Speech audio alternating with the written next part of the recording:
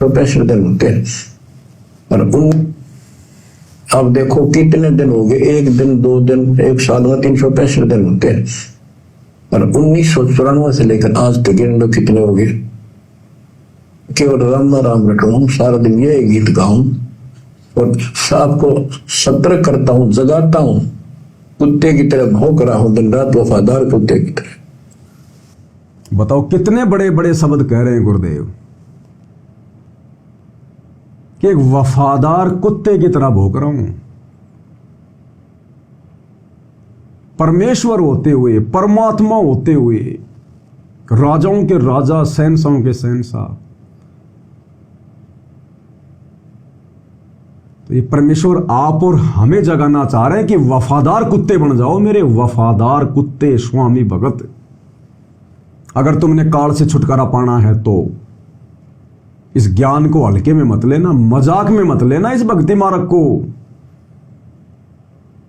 नहीं तो दुर्गतियां होती क्या अभी देखी भी नहीं है। अभी वो प्रेमानंद जी कह रहे थे ना कि उस एयर इंडिया के विमान में सारे लोग जिंदा जले हैं, तो वो कह रहे थे कि थोड़ा सा मन में सोचो, अपने ऊपर लेकर देखो कि जैसे तुम्हारे ऊपर किसी ने पेट्रोल छिड़क दिया और आग लगा दियो, सोचो तुम जिंदे जल रहे हो, फिर ना जाने कितनी बार जिंदा जलना पड़ेगा। इंसान बनकर और जानवर बनकर तो हमने फिर कभी चिकन फ्राई बनेंगे, कभी मटन फ्राई बनेंगे, कभी हम लोगों के लिए फिश फ्राई बनेंगे। चाहे चींटी को मारो, चाहे हाथी को मारो, चाहे इंसान को मारो, दर्द वैसा ही होता है, पीड़ा आत्मा को उतनी होती है। तो असंख्य जन्मों का कष्ट मोल ले लेंगे फिर हम। अभी सतगुरु के शरण में आने के बाद थोड़े बहुत जो सुख मिल रहे हैं ना, इन सुखों में हम लोग भूल जाते हैं उन आपत्तियों को, जो आपत्तियां हम असंख्य जन्मों में भोग चुके हैं। गुरुदेव ने बताया काल बड़ा जालिम है। जैसे ही तुम्हें मनुष्य जन्म मिलता है और मनुष्य जन्म में तुम बढ़िया बढ़िया खाना, बढ़िया बढ़िया पहनना, घूमना फिरना, तुम अपने पिछले जन्मों के कष्टों को भूल जाते हो। ये काल यही चाहता है, तुम्हारे को ऐसे ही भरमजाल में रखता है। ये मां के गर्भ में तुम कितने दुखी थे, जन्म लेते भूल जाते हो। इस मनुष्य जन्म से पहले तुम 84 लाख योनियों में कितनी बार कष्ट भोग चुके हो। आज अगर नाक में कोई बाल अगर हम उखाड़ना चाहें तो कितना दर्द होता है। एक बाल अगर उखाड़ते हैं कितना दर्द होता है। और बैल बनेंगे, ऊंट बनेंगे, नाक को फोड़ के नकेल डाली जाएगी और फिर वो रस्सा खींच खींच के हमें चलाएंगे। इधर चल, इधर वाला रस्सा खींचेगा, इधर वाला नाक। और हम देखा करते थे गांव में ऊंट होते थे, ऊंट। और जब वो किसान खेत की बिजाई करता था, बुआई करता था, तो झटके मार मार के इधर के नाक में झटके मारता था तो ऊंट यूं चलता था, उधर वाले में मारता था ऊंट यूं चलता था। और हम देखा करते थे नाक में उसके कीड़े पड़ जाते थे, कीड़े नाक में कीड़े पड़ जाते। क्यों? कितनी कोमल चीज है, कितना कोमल अंग है। एक छोटा सा बाल उखाड़े तो उसमें कितना दर्द होता है। और उसमें तो पहले छेद किया जाता था, पूरा नकेल डाली जाती थी, फिर वो दोनों तरफ रस्सा बांध दिया जाता है और फिर खींचते हैं ऐसे। और कई लोग तो ऐसे दुष्ट होते थे जिनको उनके दर्द की परवाह नहीं होती थी, ऐसे झटके मारते थे खींच के, लाल हो जाता था, खून निकल जाता था। अब क्या करे वो भाई साहब, अब कहां गए हो ठाठ बाट। तो गुरुदेव हमें सत्संग से जगाते हैं कि नालायक उन दुखों को याद रख, उन दुखों को भूल मत। वो दुख तेरे से दूर नहीं है। अगर तू सतगुरु शरण से दूर हो गया, मर्यादा तोड़ रहा है, गुरु को और भक्ति को हल्के में ले रहा है, तो वो दुख अभी तेरे से दूर नहीं है। कितने दिन का जीवन है तेरा? आधी उम्र तो गई, 10 15 20 30 साल और जी लेगा, भक्ति सफल नहीं हुई, फिर 84 में जाएगा, फिर तेरे सामने वही कष्ट। तो परमेश्वर हमें सत्संग सुनाकर जिन दुखों को काल भुला देता है, परमेश्वर हमें पुनः याद दिलाने आते हैं। और परमेश्वर कितने अच्छे तरीके से हमारे को एक शब्द के माध्यम से बार बार समझाते हैं। गुरुदेव भगवान बार बार परमेश्वर हमें जगाते हैं, समझाते हैं कि भाई जाग जा, मान जा, नहीं तो बहुत बड़ी दुर्गति हो जाएगी तेरी।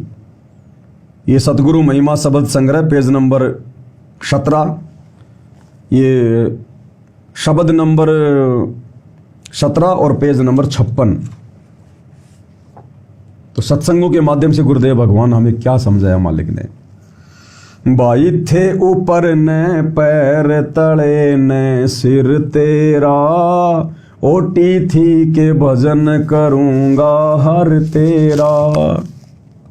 थे ऊपर ने पैर तले ने सिर तेरा, ओटी थी के भजन करूंगा हर तेरा। वो दिन कर ले याद गर्भ में था डेरा, रोवे था के भजन करूंगा हर तेरा। कि जब हम माँ के पेट में थे, माँ के गर्भ में थे, 9 महीने तक हमारे ऊपर को पैर नीचे को सिर, घुटने हमारे मुड़े हुए, और कितनी पीड़ा भोग रहे थे, कितना कष्ट भोग रहे थे। हर पल परमात्मा से अरदास कर रहे थे, प्रार्थना कर रहे थे। वो महाकष्ट था माँ के गर्भ में, नरक कुंड। गुरुदेव ने बताया एक व्यक्ति की 100 साल की उम्र हो और 100 साल तक उसको कोढ़ लग जाए, कोढ़ से भयंकर रोग नहीं होता, एक पल का चैन नहीं उसमें। चीस चले, दर्द हो, मक्खियां भिन भिनावे, मवाद गिरे, बदबू आवे। तो कहते किसी व्यक्ति की 100 साल की उम्र और 100 साल तक यदि इसको कोढ़ का रोग लगा रहे, उससे भी ज्यादा कष्ट 9 महीने ये जीव मां के गर्भ में भोगता है। तो गुरुदेव कह रहे हैं देख, 84 लाख तो छोड़ दे, बहुत बड़ी बात है। नरक तो छोड़, तपस्या तो छोड़, बहुत बहुत बहुत भयंकर है। मां के गर्भ की याद दिला रहे परमात्मा कि मां के गर्भ में भी तेरी 9 महीने ये हालत थी जो आज तू भूल गया मां के गर्भ से बाहर आकर। और फिर क्या होता है मालिक क्या बता रहे हैं। नाभि कमल में नीर जमा तेरा, दीन्या महल बना, नीचे जठरा अग्नि जले थी, तेरे लगी न ताती बार। उस मां के गर्भ में भी परमात्मा ने हमारी रक्षा करी। हमारी जहां हम मां के गर्भ में थे उसके पास में जठरा अग्नि, जहां पर हमारा भोजन जो है वो पचता है, कितनी भयंकर आग है वहां पर, जो इस कच्चे पक्के भोजन को पका देती है, कितनी भयंकर आग होगी। कहते उसके जस्ट पास में एक थैली में तू भी पड़ा हुआ था, और उस भयंकर आग से परमात्मा ने तेरी रक्षा की। तो भाई और बहनों, यदि आज हम मर्यादा में रहेंगे, गुरु के वफादार जो है कुत्ते बन के रहेंगे, तो क्या परमेश्वर आज हमें ऐसी घटनाओं से नहीं बचाएगा। उस एयर इंडिया में जो आग लगी, उससे भी भयंकर आग मां के गर्भ में जठराग्नि में, जब परमेश्वर ने उससे हमारी रक्षा की 9 महीने, सकुशल मां के गर्भ से बाहर निकाला, तो ये आग तो कुछ भी नहीं है। और गुरुदेव अपनी वाणी में कहते हैं, कहे कबीर शरण गह मेरी, हो रक्षा जल थल की। अगर आप मेरी शरण में आ जाओगे, मर्यादा में रह के भक्ति करोगे, तो तेरी हर जगह रक्षा करूंगा। जहर अग्नि तन निकट न आवे, दूरी जात रंगावे। जहर से भी भगत की रक्षा करेगा परमात्मा, जैसे मीराबाई की, और आग से भी रक्षा करेगा जैसे भगत की, भगत प्रहलाद की। होलिका उसकी भुआ आग में लेके बैठ गई, परमात्मा ने वहां भी उस अग्नि से अपने भगत की रक्षा की। तो आज वही कबीर परमात्मा, वही नरसिंह भगवान, वही वास्तव में रियल विष्णु भगवान सतगुरु रामपाल जी के रूप में धरती पर प्रकट है। लेकिन आप और हमने मीराबाई जैसा भगत बनना पड़ेगा, उस प्रहलाद जैसा भगत बनना पड़ेगा, अगर आज भी हमने उस परमात्मा से अगर लाभ प्राप्त करने हैं। तो क्या कह रहे परमेश्वर, नाभि कमल में नीर जमा तेरा, दीन्या महल बना, नीचे जठरा अग्नि जले थी, तेरे लगी न ताती बा। नीचे शीस चरण ऊपर को वो दिन याद करा, नैन नाक मुख द्वारा देही, यो नख सिक साज बना। यानी तेरा इतना सुंदर शरीर बना दिया, नाक कान आंख हाथ, जहां जिस अंग की आवश्यकता थी परमात्मा ने तेरे बनाए। दांत नहीं जब दूध दिया था, अमी महारस खाया भरा उदर तेरा, रोवे था के भजन करूंगा हर तेरा। भाई थे ऊपर ने पैर तले ने सिर तेरा, ओटी थी के भजन करूंगा हर तेरा। वो दिन कर ले याद गर्भ में था डेरा, रोवे था के भजन करूंगा हर तेरा। दाई आई रे घोटी प्याई, माता गोद खिलाए, बाहर आया भरम भुलाया, फिर बाजे तूर शनाए। तू ही तो छोड़ दिया अब चल्या अदम किसरा, जो दिन आज सो काल नहीं रे, आगे फिर धर्मराय कहाँ गया डर तेरा, रोवे था के भजन करूंगा हर तेरा, थे ऊपर ने पैर तले ने सिर तेरा, ओटी थी के भजन करूंगा हर तेरा, वो दिन कर ले याद गर्भ में था डेरा, रोवे था के भजन करूंगा हर तेरा।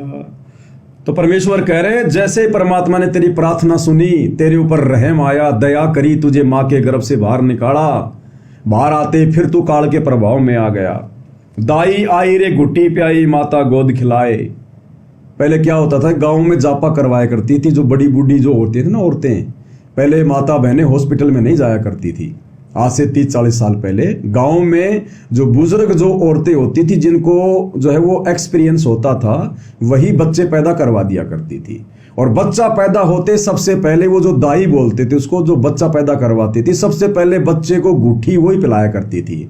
यानी वो लौंग वगैरह जायफल वगैरह वो पानी में वो घिस घिस के और थोड़ा सा मतलब आधा चम्मच सबसे पहले उस बच्चे के मुंह में वही डाला करती थी वो औरत जो बच्चे को जन्म दिलवाया करती थी, उसको कहते हैं दाई।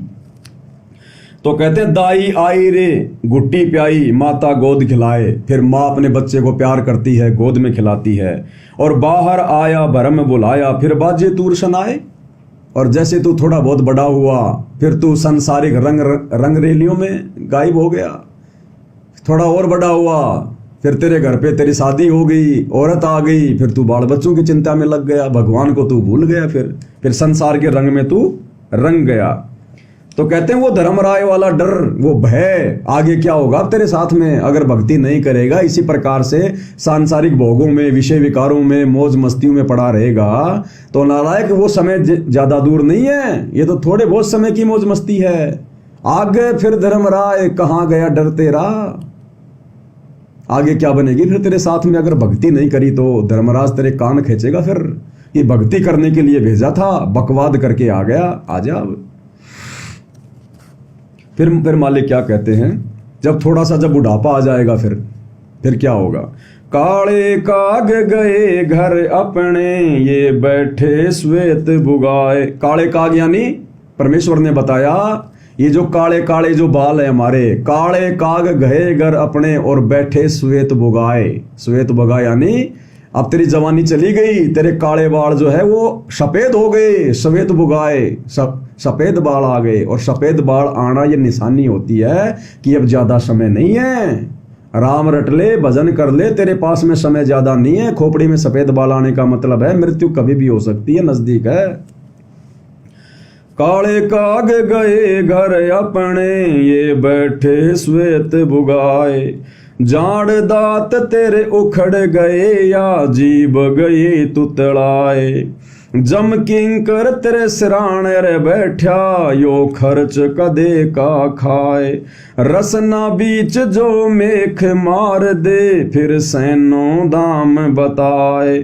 ऐसे सूम बतेरे जगत में, धर्या डक्या रह जाए। कहाँ गया डर तेरा, रोवे था के भजन करूंगा हर तेरा।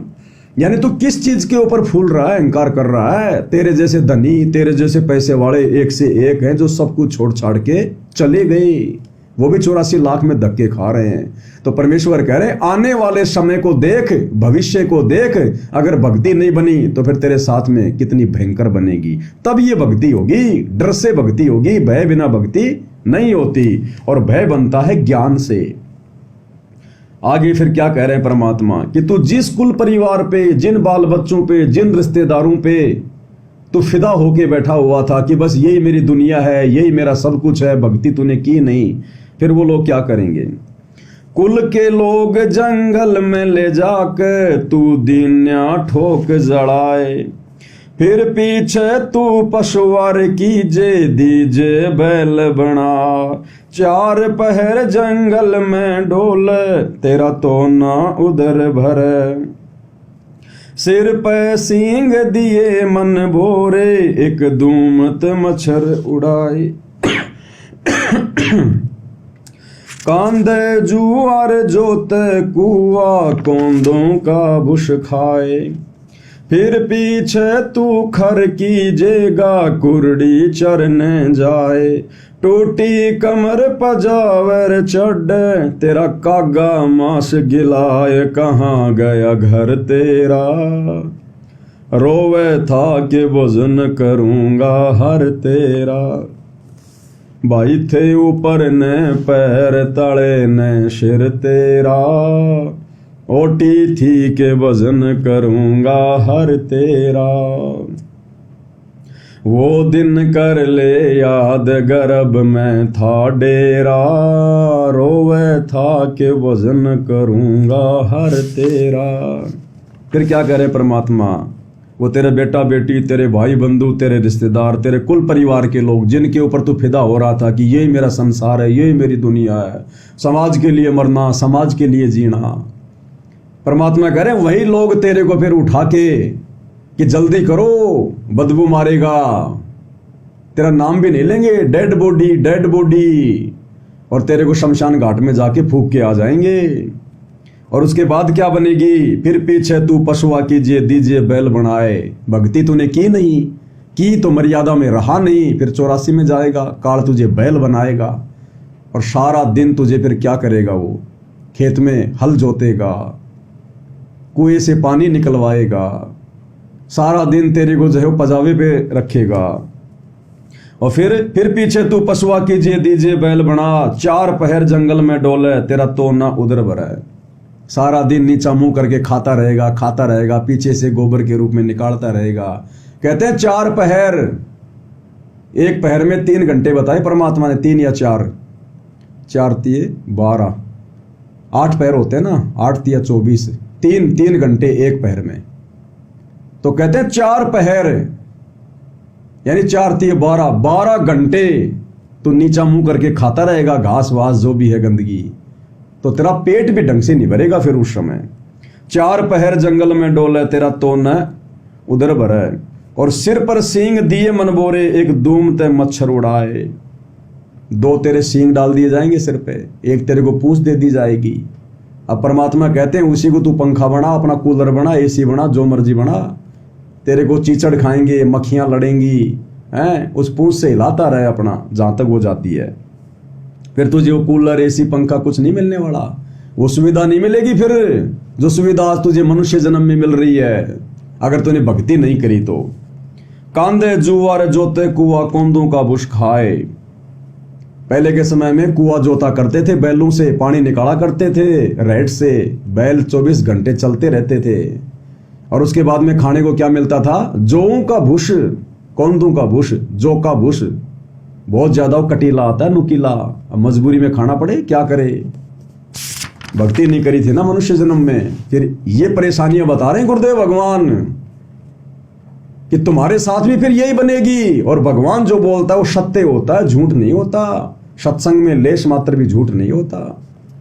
फिर पीछे तू खर कीजिएगा कुरडी चरण जाए, फिर बैल से बात नहीं बनेगी, पीछा नहीं छूटेगा, फिर तुझे गधा बनाया जाएगा, और फिर तू कुरडियों के ऊपर चढ़ेगा, कुम्हार तेरे को ईंट के भट्ठे पे लेके जाएगा, नीचे से कच्ची ईंट ऊपर, ऊपर से पकी हुई ईंट नीचे, सारा दिन तेरी कमर पे जख्म हो जाएगा, और फिर तेरे को छोड़ दिया जाता है शाम को चरने के लिए। कुम्हार घर पर गधे को भोजन भी नहीं कराता, कान पकड़ के छोड़ देगा, कुरडियों में बेचारा खाखू के आएगा जैसे भी है, और उसकी कमर के ऊपर वो कौवा बैठ के उसका मांस नोचेगा।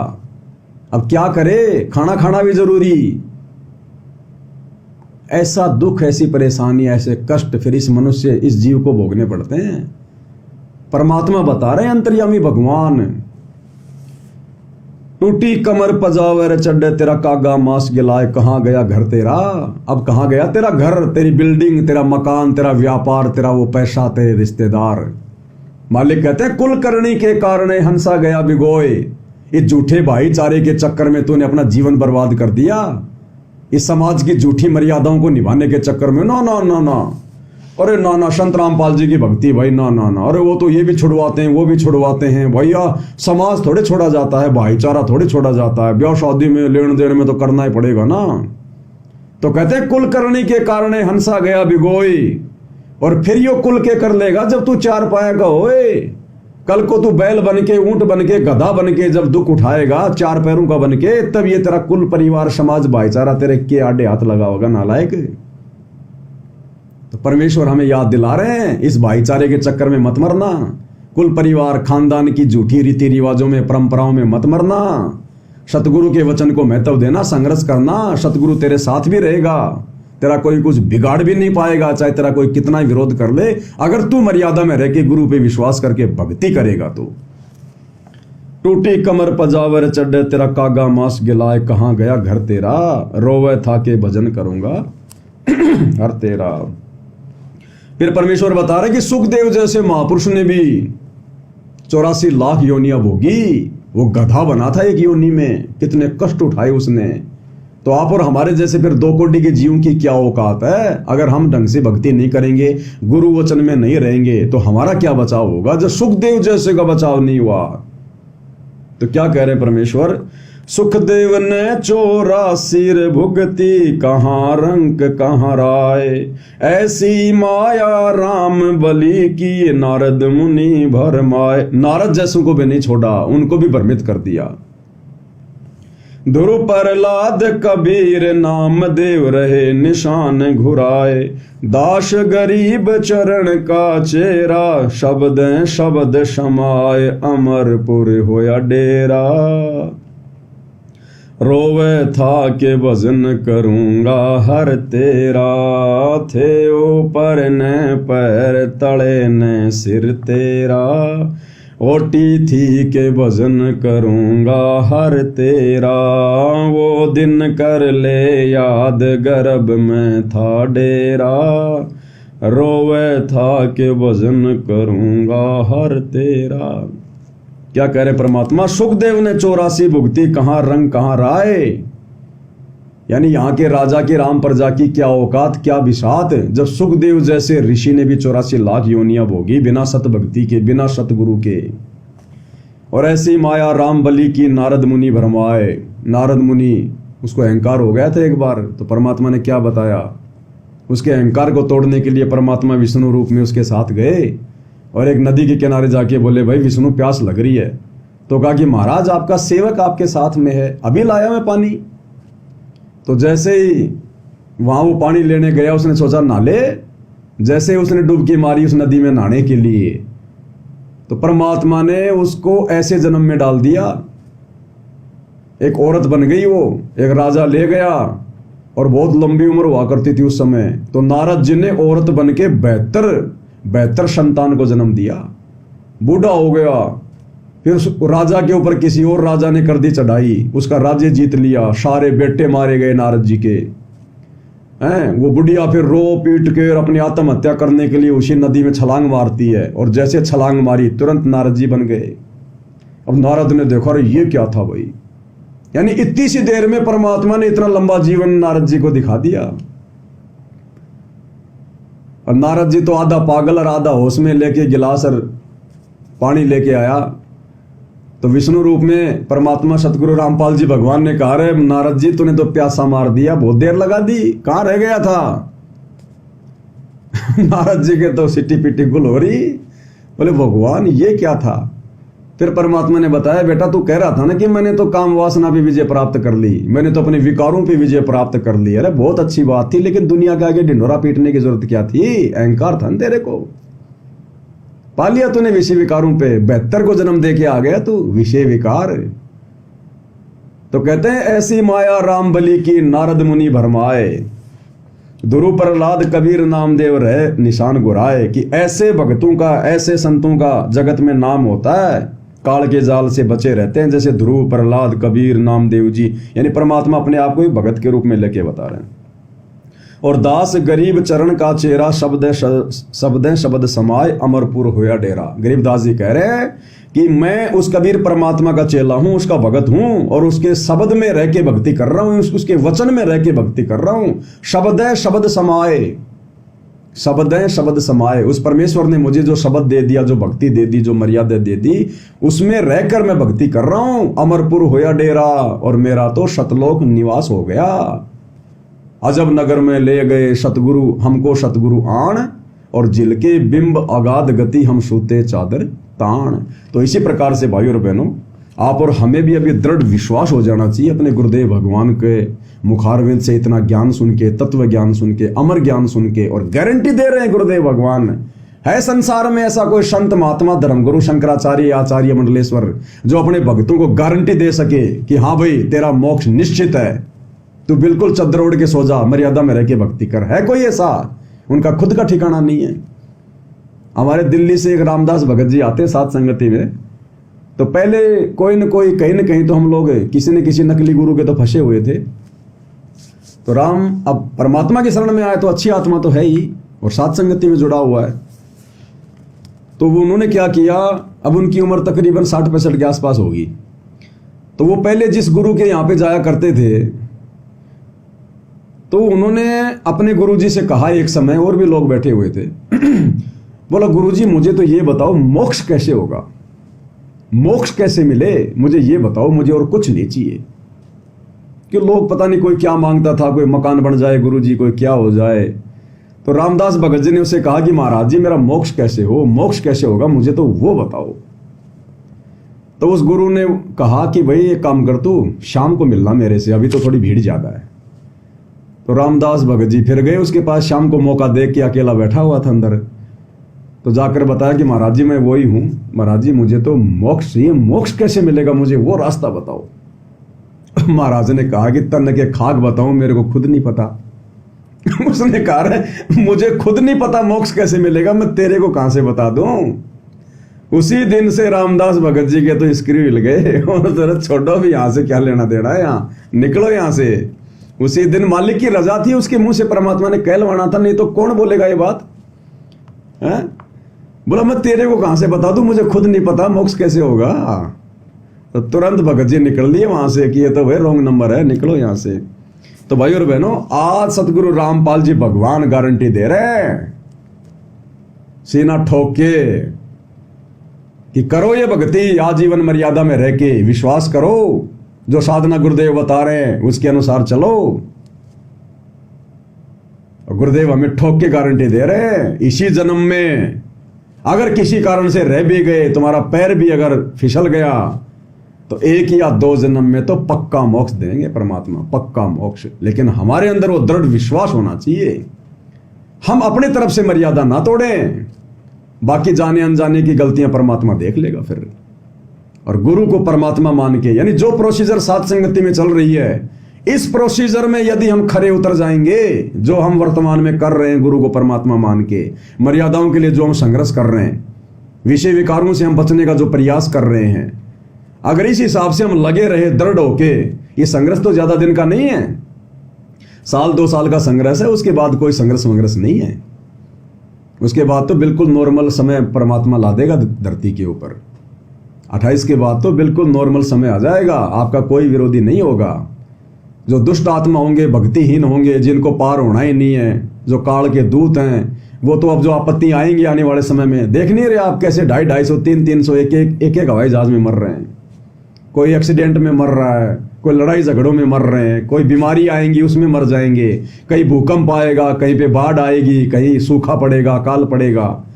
तो जो दुष्ट आत्माएं होंगी उनको तो काल खींच लेगा, और कौन बचेंगे? अच्छी आत्मा, धार्मिक आत्मा बचेंगी। तो वो फिर हमारी भक्ति में बाधा करेंगे नहीं, भगवान से डरने वाले होंगे। तो संघर्ष फिर होगा कहाँ? ये संघर्ष तो वर्तमान में है, और संघर्ष में ही भगत मजबूत बनता है, संघर्ष में ही आत्मा को भक्ति करने की वो कला आती है। जिसके जीवन में संघर्ष नहीं, जिस भगत के जीवन में संघर्ष नहीं, वो भगत कभी भी डगमग हो जाएगा, कभी भी। और जो भगत वर्तमान में संघर्षों से जूझ रहा है, परमात्मा उसको चोट मार रहा है, जैसे लोहार चोट मारता है लोहे की कोई वस्तु बनाने के लिए। तो परमेश्वर हमें चोट मार रहे हैं, हमें दृढ़ करना चाह रहे हैं। जिस भगत के जीवन में जितना ज्यादा संघर्ष, भक्ति करते करते, मर्यादित भक्ति करते करते, मर्यादा तोड़ने के कारण तो वैसे ही आएंगे संघर्ष, वैसे ही आपको दुख उठाने पड़ेंगे, उसमें सदगुरु कुछ नहीं करेगा। भक्ति करते करते, मर्यादा में रहते रहते अगर आपके जीवन में संघर्ष है तो सतगुरु का विशेष आशीर्वाद है, वो प्रसाद है। आपको सतगुरु दृढ़ कर रहा है संघर्ष करवा कर। और परमात्मा एक दिन हमें चोट मार मार के वो कीमती वस्तु बना देगा, सतलोक में ले जाके बैठा देगा परमात्मा।